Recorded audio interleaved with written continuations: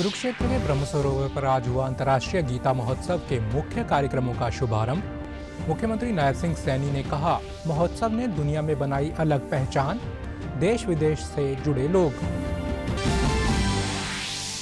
पलवल, नूंह और गुरुग्राम जिलों में 71 किलोमीटर सड़क को बनाया जाएगा 4 लेन।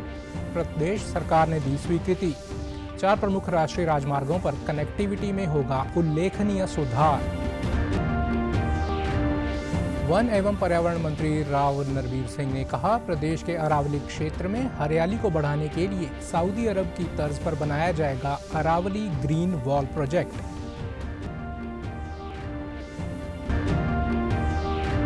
और सहकारिता मंत्री डॉक्टर अरविंद शर्मा ने कहा, गन्ना उत्पादकों की आमदनी बढ़ाने के लिए प्रदेश की सभी चीनी मिलों में एथेनॉल प्लांट किए जा रहे हैं स्थापित। 1 सप्ताह के भीतर भुगतान करने के प्रयास के दिए निर्देश।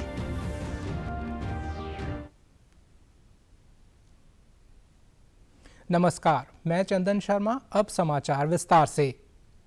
कुरुक्षेत्र के ब्रह्म सरोवर पर आज शंखनाद की पावन ध्वनि और मंत्रोच्चारण के बीच अंतर्राष्ट्रीय गीता महोत्सव के मुख्य कार्यक्रमों का शुभारंभ हुआ। इस अवसर पर पवित्र ग्रंथ गीता का महापूजन किया गया, जिसमें मुख्यमंत्री नायब सिंह सैनी के साथ केरल के राज्यपाल आरिफ मोहम्मद खान, जांजीबार के सांस्कृतिक एवं खेल मंत्री टी.एम. माविता और गीता मनीषी स्वामी ज्ञानानंद महाराज ने आहुति अर्पित की। इसके बाद मुख्यमंत्री ने अन्य गणमान्य लोगों के साथ सूचना, भाषा एवं संस्कृति विभाग की राज्य स्तरीय प्रदर्शनी का उद्घाटन व अवलोकन भी किया। इसके साथ ही मुख्यमंत्री ने तंजानिया के पवेलियन का उद्घाटन किया। इस मौके पर राज्यपाल बंडारू दत्तात्रेय भी गीता महोत्सव में पहुंचे और उन्होंने हरियाणा पवेलियन का अवलोकन किया। मुख्यमंत्री नायब सिंह सैनी ने प्रदेशवासियों को बधाई और शुभकामनाएं देते हुए कहा कि प्रदेश सरकार के प्रयासों से गीता जयंती को अंतर्राष्ट्रीय गीता महोत्सव का दर्जा मिला है। इस महोत्सव ने पूरी दुनिया में अपनी एक अलग पहचान बना ली है। ये महोत्सव आमजन का महोत्सव है और देश विदेश से लोग इसके साथ जुड़ रहे हैं। आगे बढ़ाने का काम चल रहा है और आज हम सब के लिए बड़े गर्व की बात भी है कि गीता जयंती ये भारत में ही नहीं पूरी दुनिया में इसका प्रचार प्रसार हो रहा है और आज इसका शुभारंभ हुआ है। देश से विदेश से लाखों श्रद्धालु इस पवित्र भूमि पर यहाँ पर आने वाले हैं और हम सबका ये सौभाग्य है कि उन सब का यहाँ स्वागत करने का ये अवसर मिलेगा और विभिन्न प्रकार के कार्यक्रम इस गीता जयंती के अवसर के ऊपर चलते हैं। हमारे लगभग एक समय में 18,000 बच्चे जो 18 श्लोक हैं विभिन्न स्थानों से आकर के एक श्लोक का उच्चारण यहाँ पर करते हैं और दुनिया ऑनलाइन इसके साथ जुड़ करके वो भी उसके अंदर भाग लेते हैं। आज से गीता महोत्सव के मुख्य कार्यक्रम आरंभ हो गए हैं। 9 दिसंबर को संत सम्मेलन का आयोजन किया जाएगा, जिसमें देश के प्रमुख संत शामिल होंगे। 9 दिसंबर को पुरुषोत्तमपुरा बाग में संत सम्मेलन व अगले दिन अखिल भारतीय देवस्थानम सम्मेलन का आयोजन किया जाएगा। गीता मनीषी स्वामी ज्ञानानंद महाराज ने बताया कि गीता महोत्सव का आयोजन बड़े हर्षोल्लास के साथ किया जा रहा है। महोत्सव के संत सम्मेलन में जगत गुरु शंकराचार्य सहित देश के प्रसिद्ध संत शामिल होने जा रहे हैं। देवस्थानम सम्मेलन में देश के प्रमुख देवस्थानों और शक्तिपीठों के पुजारी व पुरोहित शामिल होंगे। होता है उसमें जूनापीठाधीश्वर स्वामी अवधेशानंद जी महाराज आने वाले हैं, योग ऋषि स्वामी रामदेव जी महाराज आने वाले हैं, साधु ऋतंबरा जी की भी आने की संभावना है। इस बार गीता महोत्सव में पूरे देश के जो हमारे पौराणिक तीर्थ हैं उन तीर्थों के तीर्थ पुरोहित या मुख्य सेवाधिकारी या मुख्य महंत जो हैं उन सबको आमंत्रित किया गया है और देश के हर क्षेत्र से कई शक्तिपीठों के जो तीर्थ पुरोहित हैं, जो ज्योतिर्लिंगों के तीर्थ पुरोहित हैं, 4 धाम हैं, वहाँ के जो तीर्थ पुरोहित सेवाधिकारी हैं वो सब भी इस बार प्रथम बार कुरुक्षेत्र की धर्मधरा पर आ रहे हैं। कुरुक्षेत्र विकास बोर्ड के सीईओ पंकज सेतिया ने बताया कि महोत्सव के मुख्य कार्यक्रमों में देश के नामी कलाकारों द्वारा सांस्कृतिक प्रस्तुतियां दी जाएंगी। 6 दिन चलने वाले इन कार्यक्रमों में कवि कुमार विश्वास, मीनाक्षी शेषाद्री और आशुतोष राणा जैसे कलाकार अपनी कला का प्रदर्शन करेंगे। मीनाक्षी शेषाद्री का शो है और आशुतोष राणा का शो है। इसके साथ साथ एक वेद टंडन जी भी बहुत अच्छी रामलीला दिल्ली में भी लगाते हैं, उनका भी एक कार्यक्रम है रासलीला के ऊपर। तो इस बार आपको कार्यक्रम बहुत अच्छे मिलेंगे। प्रदेश सरकार ने होडल से नूंह पटौदी पटौदा मार्ग पर 71 किलोमीटर तक 4 लेन बनाने का स्वीकृति प्रदान की है। 616 करोड़ रुपए की लागत से पलवल, नूंह और गुरुग्राम जिलों में होडल नूंह तावड़ू बिलासपुर मार्ग से 4 लेन बनाया जाएगा। मुख्यमंत्री नायब सिंह सैनी की अध्यक्षता में कल आयोजित स्थायी वित्तक समिति की बैठक में ये निर्णय लिया गया। परियोजना का उद्देश्य इस सड़क पर माल और यात्री दोनों की आवाजाही की दक्षता बढ़ाना है। इस परियोजना से 4 प्रमुख राष्ट्रीय राजमार्गों पर कनेक्टिविटी में उल्लेखनीय सुधार होगा। इसके साथ ही मुख्यमंत्री ने विकास परियोजनाओं में अनावश्यक देरी को दूर कर तेजी लाने के भी निर्देश दिए। इस बैठक में घरेलू बिजली उपभोक्ताओं को राहत देने के लिए एक और महत्वपूर्ण कदम उठाया गया। 2 किलोवाट तक के स्वीकृत भार और 100 यूनिट से कम मासिक खपत वाले घरों के मासिक न्यूनतम शुल्क माफ करने के लिए 274 करोड़ रुपए को मंजूरी भी प्रदान की गई। इस फैसले से राज्य भर में लगभग 9.5 लाख परिवारों को लाभ होगा। गौरतलब है कि मुख्यमंत्री ने अपने बजट भाषण में मासिक न्यूनतम शुल्क माफ करने की घोषणा की थी। मुख्यमंत्री ने प्रदेश के सभी पात्र परिवारों को 100 वर्ग गज के प्लॉट उपलब्ध कराने के निर्देश दिए। बैठक में बताया गया कि इस योजना के तहत 5 लाख से अधिक व्यक्तियों ने प्लॉट के लिए आवेदन किया है और सभी पात्र लाभार्थियों को जल्द ही विभिन्न चरणों में प्लॉट मिलेंगे। लोक निर्माण मंत्री रणवीर गंगवा ने कहा है कि सड़क एवं भवनों के निर्माण में सामग्री की गुणवत्ता से कोई समझौता नहीं किया जाएगा। निर्माण सामग्री की गुणवत्ता में किसी प्रकार की कोई कमी पाए जाने पर न केवल निर्माण एजेंसी के खिलाफ बल्कि संबंधित अधिकारी और कर्मचारियों के खिलाफ भी कड़ी कार्रवाई की जाएगी। वे कल सचिवालय स्थित अपने कार्यालय में पत्रकारों से बातचीत कर रहे थे। इस दौरान उन्होंने कहा कि हरियाणा में तीसरी बार हमें जनादेश मिला है। पहले भी कार्यों में पारदर्शिता रही है और आगे भी पारदर्शिता से कार्य किया जाएगा। उन्होंने बताया कि प्रदेश में सड़कों के नए प्रोजेक्टों और मुरम्मत को लेकर मुख्यमंत्री नायब सिंह सैनी और केंद्रीय परिवहन मंत्री नितिन गडकरी के बीच विस्तृत चर्चा हुई है और उन्होंने हर संभव सहयोग देने का भरोसा दिया है। प्रदेश में जल्द ही विभिन्न प्रोजेक्टों की रिपोर्ट तैयार कर अनुमति के अनुसार काम किया जाएगा। मैंने शुरू में ही जो डिपार्टमेंट संभालते ये कहा था कि हमें डिपार्टमेंट की छवि सुधारनी है। क्वालिटी के साथ हम कोई समझौता नहीं करेंगे। अच्छी क्वालिटी लगा करके जनता के अंदर एक विश्वास पैदा करने का काम करेंगे, क्योंकि जनता ने लगातार तीसरी बार भारतीय जनता पार्टी को मैंडेट दिया है। इसी बात पे दिया है कि भारतीय जनता पार्टी जो कहती है वो करती है, और जिस विश्वास के साथ जनता ने मैंडेट दिया है उस विश्वास पे खरा उतरते हुए एक अच्छा इंफ्रास्ट्रक्चर प्रदेश के अंदर देने का काम करेंगे, जिसमें क्वालिटी होगी। और जो भी कोई भी अधिकारी है चाहे कर्मचारी है, क्वालिटी के साथ कहीं भी कोई अगर कोई गड़बड़ पाई जाती है तो उनके खिलाफ हम कड़ा एक्शन लेंगे। उन्होंने बताया कि अधिकारियों से प्रदेश भर की उन सभी सड़कों को रिपोर्ट मांगी है जिनका पुनर्निर्माण होना है या नए सिरे से सड़क बनाई जानी है। उन्होंने कहा कि शहरों को जाम से मुक्ति दिलाने के लिए भी योजना बनाकर काम किया जाएगा। उन्होंने कहा कि हिसार में रिंग रोड बनाया जाएगा जिससे आम जन को लाभ मिलेगा। अन्य स्थानों पर भी यातायात को सुगम बनाने के लिए योजना बनाकर काम किया जाएगा। बनाने के लिए भी उनसे चर्चा की थी और उन्होंने अपने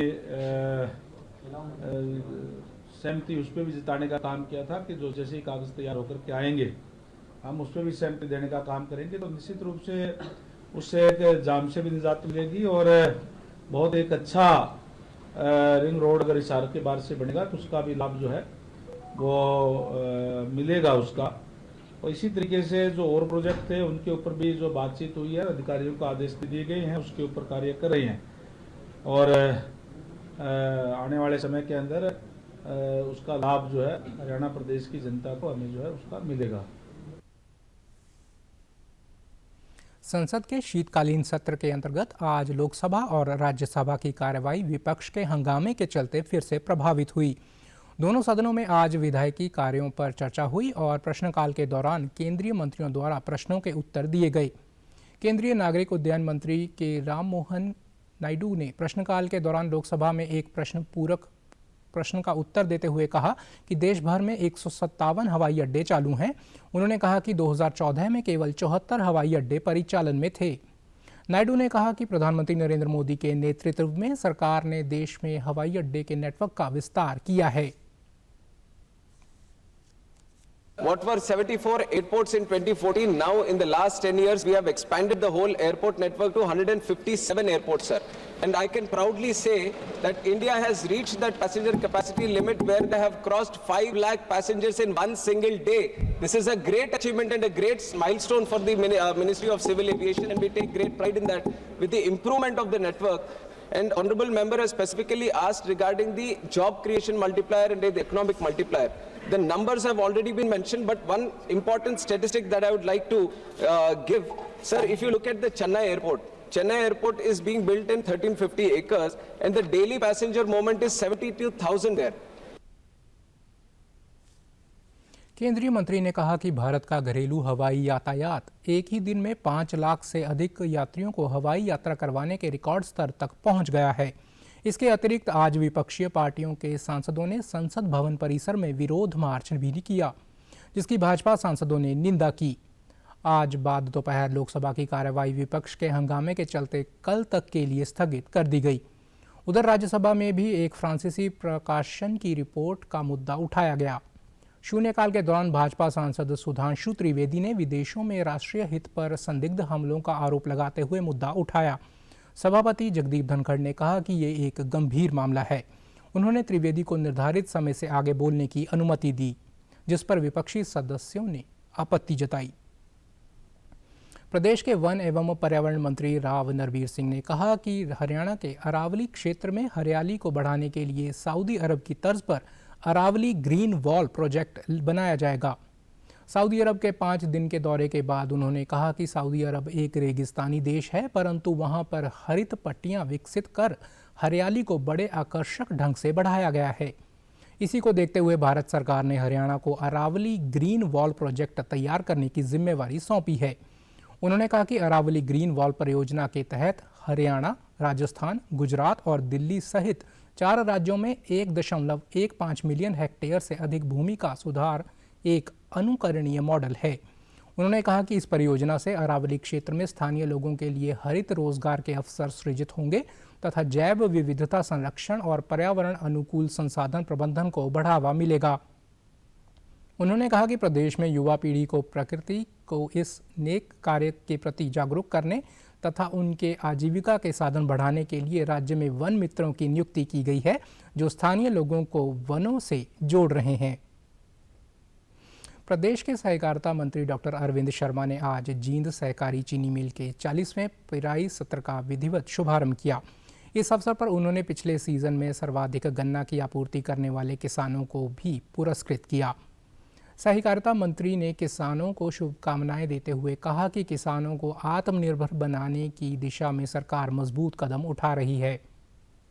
इसके लिए चीनी मिलों का सुचारू संचालन बेहद ज़रूरी है, जिसके लिए नए प्रयोग और प्रयास किए जा रहे हैं। गन्ना उत्पादकों की आमदनी बढ़ाने के लिए हरियाणा की सभी चीनी मिलों में एथेनॉल प्लांट स्थापित किए जा रहे हैं, जिसकी शुरुआत की जा चुकी है। कार्यक्रम के बाद मीडिया से बातचीत करते हुए उन्होंने बताया कि गन्ने की पेमेंट करने का जो समय निर्धारित किया गया है, उसे घटाकर 1 सप्ताह करने का प्रयास करने के निर्देश दिए हैं, ताकि किसानों को जल्द से जल्द भुगतान किया जा सके। हमारा प्रयास रहेगा कि धीरे धीरे इस समय को भी कम किया जा सके। उन्होंने बताया कि उन्होंने इस क्षेत्र के पुराने गन्ना किसानों को मिल से जोड़ने के भी निर्देश दिए हैं। बनाई जाए, उनको समझाया जाए कि जो गन्ना की बिजाई करता था तो उसको उसी फसल पर हम कोशिश करें, कम से कम वो किसान जो पुराना है वो कम से कम गन्ने के ऊपर आए। पेमेंट की बात जहाँ तक है, किसानों को गन्ना लेने की बात है, उसमें कहीं किसी तरह की तकलीफ नहीं है। हमने सब ने बिल्कुल रुका मार करके, जिसे कहते हैं देसी भाषा में, पूछा किसानों से, किसी तरह की भी कोई परेशानी नहीं है। पेमेंट समय पर होती है। पिछले साल लगभग 77 करोड़ रुपया जो है तुरंत उसकी पेमेंट की गई, और पेमेंट का शेड्यूल भी जो अब जो है यहाँ जींद शुगर मिल में 1 हफ्ते के अंदर पेमेंट का शेड्यूल जो है बनाया गया है। उन्होंने कहा कि हरियाणा देश में सबसे अग्रणीय राज्य है, जहां सरकार किसानों की 24 फसलों की MSP पर खरीद कर रही है। प्रधानमंत्री नरेंद्र मोदी से अधिक कोई किसानों का हितैषी आज तक हुआ ही नहीं।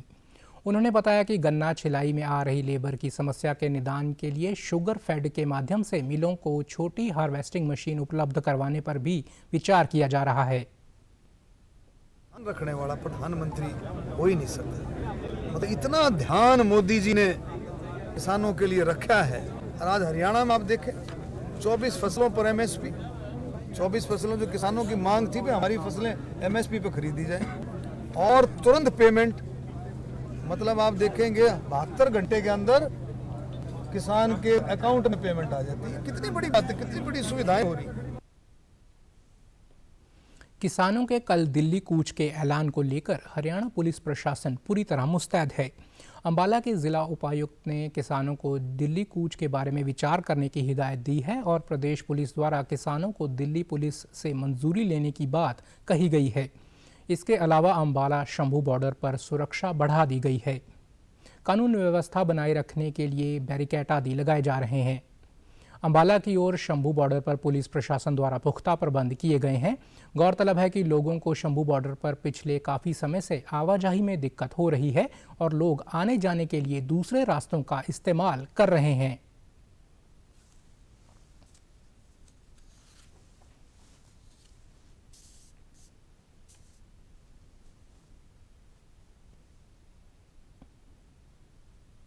सारे ट्रैफिक को एक इशारों से जमीतगढ़ होके और एक चंडीगढ़ रोड पे सीधा जीरकपुर रोड ट्रैफिक पहले से डाइवर्ट है। नहीं अब अभी हमारे पास कोई ऐसे आदेश नहीं, जाना ना जाना इसके लिए मैं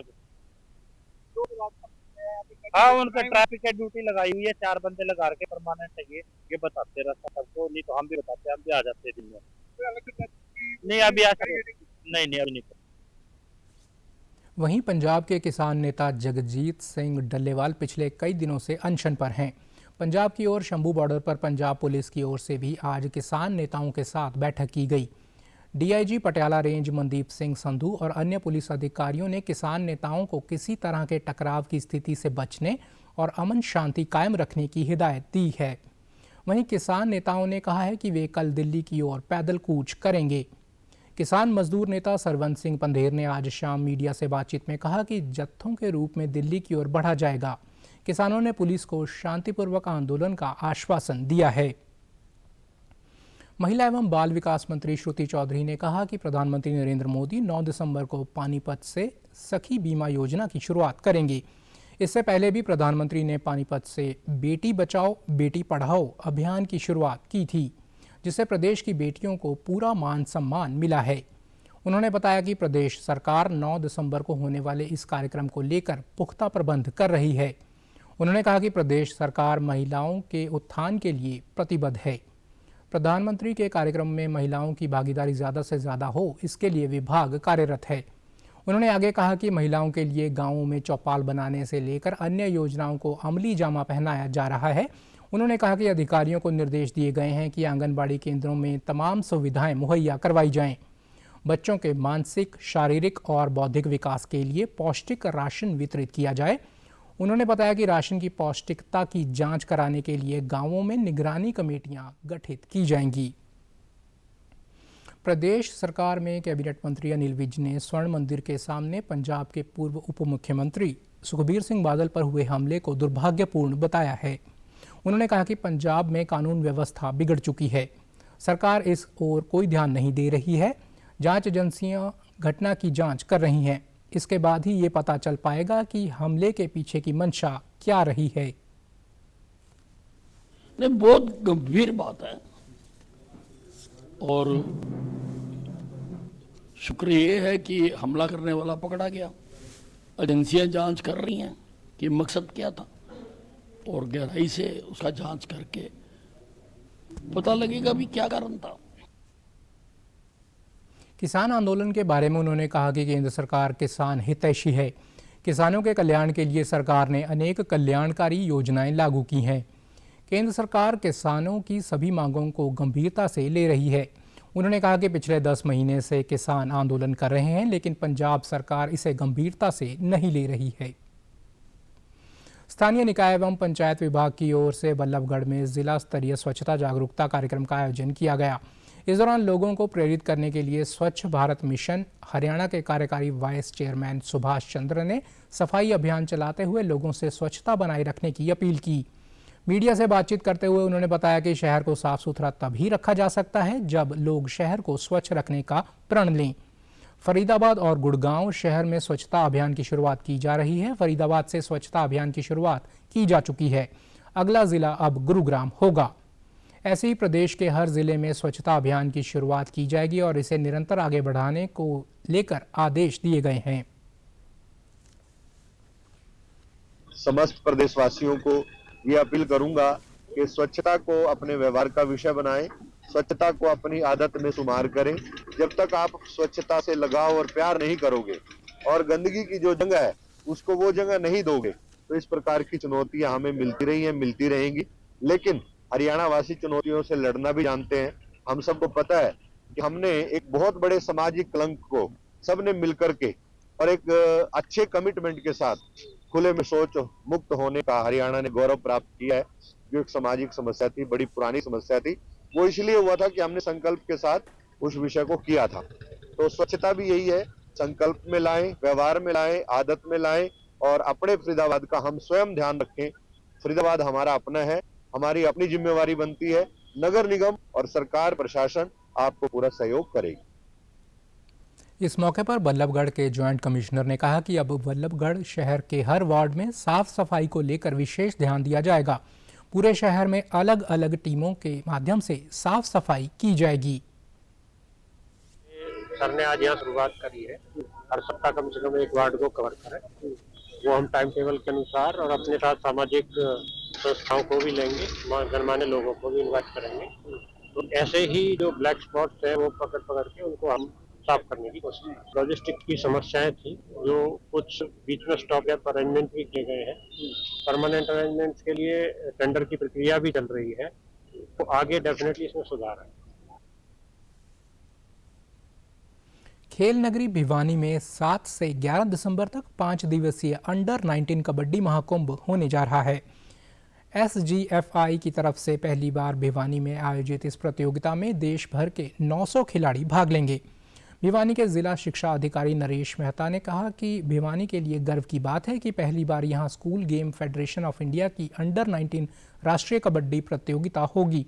उन्होंने बताया कि इस प्रतियोगिता में 59 टीमों का रजिस्ट्रेशन हो चुका है। हर रोज मैट पर एक साथ 2 इंडोर व 4 आउटडोर सहित कुल 6 मैच होंगे। सांसद चौधरी धर्मवीर सिंह इसका शुभारंभ करेंगे और समापन समारोह में सिंचाई मंत्री श्रुति चौधरी शामिल होंगे। खिलाड़ियों को स्कूलों की कक्षाओं में शामिल करने और गीता जयंती समारोह में भी लेकर जाने को कहा ताकि बच्चे यहां घर का जैसा महसूस करें और अपने साथ अच्छी यादें लेकर जाएं। बॉयज एंड गर्ल्स होने जा रही है, जिसमें हमारे पास 30 स्टेट की कंफर्मेशन आ चुकी है और तकरीबन 900 बच्चे प्लस में ऑफिशियल्स। तो आप मान के चलिए कि कम से कम 1000 जो है हमारे व्यक्ति जो है इस 5 दिन का जो कार्यक्रम है 7-12 से लेकर ये सारा मैटिंग पर रहेगा कबड्डी कंपटीशन, जिसमें 2 मैटिंग हमारे इंडोर रहेंगे, 4 हमारे मैटिंग आउटडोर रहेंगे। हर ग्राउंड के लिए एक नोडल ऑफिसर जो PTDP हमारा है उसको, उसके साथ 12 ऑफिशियल जो इसका एक कैंप पर जो है एक जो है ग्राउंड पर रहेंगे, क्योंकि इसी बीच ही हमारे 9 से 11 दिसंबर को गीता जयंती का समारोह भी प्रशासन कर रहा है और ये भी हमारे लिए एक अच्छा अवसर है कि बाहर के बच्चों को एक अपॉर्चुनिटी दी जा रही है कि वो इस गीता जयंती को भी कार्यक्रम को भी देख पाएंगे। राष्ट्रपति द्रौपदी मुर्मू ने कृषि वैज्ञानिकों से किसानों को प्राकृतिक आपदाओं, जलवायु परिवर्तन और प्राकृतिक संसाधनों के दुरुपयोग जैसी चुनौतियों से बचने के लिए वर्तमान समय के अनुरूप नई योजनाएं बनाने का आह्वान किया है। भुवनेश्वर में ओडिशा कृषि और प्रौद्योगिकी विश्वविद्यालय के 40वें दीक्षांत समारोह को संबोधित करते हुए राष्ट्रपति ने ये विचार रखते हुए कहा कि कृषि और किसानों के क्षेत्र को सशक्त बनाने के लिए नवीनतम ड्रोन प्रौद्योगिकी, रिमोट सेंसिंग, कृत्रिम बुद्धिमत्ता और नैनो प्रौद्योगिकी का उपयोग किया जाना चाहिए। उन्होंने कहा कि कृषि वैज्ञानिकों को देश के लिए नई योजनाएं बनाते समय मृदा स्वास्थ्य, पर्यावरण, मृदा संरक्षण और प्राकृतिक संसाधनों के उचित उपयोग पर ध्यान देना चाहिए। राष्ट्रपति ने कहा कि भारत ने पिछले कुछ दशकों में कृषि के क्षेत्र में ज़बरदस्त वृद्धि हासिल की है और ये अन्य देशों को खाद्यान्न व कृषि उपकरण निर्यात कर रहा है। भारत में कृषि उत्पादन को बढ़ाने की क्षमता है क्योंकि देश में कृषि अनुकूल जलवायु, कुशल जनशक्ति, उपजाऊ भूमि और नवीनतम तकनीक है। उन्होंने कहा कि कृषि और किसानों की बेहतरी से ही देश 2047 तक विकसित राष्ट्र बनने का लक्ष्य हासिल कर सकता है। आरबीआई ने यूपीआई लाइट के यूजर्स को बड़ा तोहफा दिया है। आरबीआई ने ये कहा कि जिसमें जो ट्रांजैक्शन लिमिट है उसे बढ़ाकर हर ट्रांजैक्शन 1000 रुपये और कुल लिमिट को 5000 रुपये किया गया है। आरबीआई ने कहा कि यूपीआई लाइट के अधिकतम ट्रांजैक्शन लिमिट को 500 रुपये से बढ़ाकर 1000 रुपये प्रति ट्रांजैक्शन किया गया है, यानी अब कुल लिमिट को 2000 रुपये से बढ़ाकर 5000 रुपये किया गया। लेकिन आरबीआई ने यह स्पष्ट किया कि लिमिट की भरपाई ऑनलाइन मोड में अतिरिक्त फैक्ट ऑथेंटिकेशन के साथ ही की जाएगी। यूपीआई लाइट वॉलेट की लिमिट को बढ़ाने से कम मूल्य के जो ऑफलाइन डिजिटल लेन देन है, यानी कि कम पैसे में ट्रांजैक्शन करते हैं, उसके बढ़ने की उम्मीद की जा रही है। पटना में खेली जा रही 32वीं जूनियर राष्ट्रीय तलवारबाजी प्रतियोगिता के तीसरे दिन ईपी इंडिविजुअल इवेंट के बालिका वर्ग में हरियाणा की अनुप्रिया ने स्वर्ण पदक जीता। वहीं तेलंगाना की नाजिया शेख ने रजत पदक, जबकि महाराष्ट्र की माही और हरियाणा की प्राची लोहान ने कांस्य पदक हासिल किया। वहीं सेबर इंडिविजुअल के बालक वर्ग में मणिपुर के मोराम्बा ने स्वर्ण पदक, तमिलनाडु के खिलाड़ी ने रजत पदक और हरियाणा के अभिषेक और राजस्थान के सुमित यादव ने कांस्य पदक अपने नाम करने में सफलता हासिल की। सरकार पीएम सूर्य घर मुफ्त बिजली योजना के अंतर्गत अगले वर्ष मार्च तक 10 लाख से ज़्यादा रूफटॉप सोलर लगाने वाली है। नवीन और नवीनीकरणीय ऊर्जा मंत्रालय ने कहा कि इसके शुरू होने से 9 महीने के भीतर ही 6,30,000 रूफटॉप सोलर लगाए गए हैं। मंत्रालय ने कहा है कि सरकार ने मार्च 2027 तक 1 करोड़ रूफटॉप सोलर लगाने का लक्ष्य रखा है। गुजरात, महाराष्ट्र, केरल और उत्तर प्रदेश ने इस दिशा में असाधारण प्रगति की है। इस योजना ने उपभोक्ता प्रक्रियाओं को भी काफ़ी सरल बना दिया है।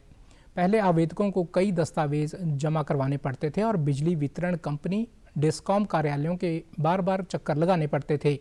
अब ज़्यादातर डिस्कॉम ने 10 किलोवाट से कम की प्रणालियों के लिए दस्तावेजों का बोझ कम कर दिया है। कुरुक्षेत्र में अंतर्राष्ट्रीय गीता महोत्सव की छटा हर ओर फैल रही है। कुरुक्षेत्र के ब्रह्म सरोवर घाटों पर विभिन्न राज्यों की लोक संस्कृति के रंग बिखर हुए हैं। देश के अलग अलग राज्यों से आए कलाकार अपनी सांस्कृतिक प्रस्तुतियां पेश कर रहे हैं। ये कलाकार अपनी कला के माध्यम से लोगों को लोक संस्कृति से रूबरू करा रहे हैं। इसी क्रम में उत्तरी क्षेत्र सांस्कृतिक कला केंद्र पटियाला की तरफ से आए कलाकार 15 दिसंबर तक अपनी कला का प्रदर्शन करेंगे। महोत्सव में उत्तराखंड से आए लोग कलाकारों का कहना है कि वे गीता महोत्सव में कई बार आ चुके हैं। यहाँ वे लोक संस्कृति का प्रचार प्रसार कर रहे हैं। धर्मनगरी कुरुक्षेत्र में आकर उन्हें बहुत अच्छा लग रहा है और यहाँ वे बार बार आना चाहेंगे। पंजाब के कलाकारों ने बताया कि ये महोत्सव ऐसा मंच है जहाँ वे अपनी कला का प्रदर्शन करते हैं। ये महोत्सव विभिन्न प्रदेशों के लोगों को एक साथ जोड़ने का भी काम करता है। बहुत एक्साइटेड हूँ, बहुत ज्यादा लोक नृत्य है जैसे हारमोनियम, कैंडा, तांडी। 15 के बाद सर ये नृत्य तब किया जाता है जैसे गांव में कभी मतलब जैसे जागरण होता है, कुछ भी जैसे हम होते हैं तब हम लोग यहाँ जी हम लोगों का आना कम से कम 4 या 5 बार आ हुआ है और यहाँ जब भी आते हैं हमें बड़ा अच्छा लगता है। हमें जब भी कॉल आती है इस कार्यक्रम के लिए तो हम बड़े एक्साइटेड हो जाते हैं कि हमें कुरुक्षेत्र जैसे ये ऐतिहासिक जगह है जहाँ महाभारत हुई है तो यहाँ कौन आना चाहेगा। झूमर टीम है जी, पंजाब ਦਾ ਪੁਰਾਤਨ ਲੋਕ ਨਾਚ ਜੋ ਲੋਕ ਵਸਾਰ ਰਹੇ ਨੇ, ਅਸੀਂ ਉਹ ਲੈ ਕੇ ਆਏ। ਇੰਟਰਨੈਸ਼ਨਲ ਗੀਤਾ ਉਤਸਵ ਮਨਾ ਰਹੇ ਆ। ਪਿਛਲੇ ਸਾਲ ਵੀ ਅਸੀਂ ਆਏ ਸੀਗੇ। ਬਹੁਤ ਵਧੀਆ ਇਹ ਇੱਕ ਪ੍ਰਯਾਸ ਹੈ, ਸਾਰੇ ਭਾਰਤ ਵਰਸ਼ ਨੂੰ ਜੋੜਨ ਦਾ ਬਹੁਤ ਵਧੀਆ ਪ੍ਰਯਾਸ ਹੈ जी। समाचारों में आज इतना ही। नमस्कार।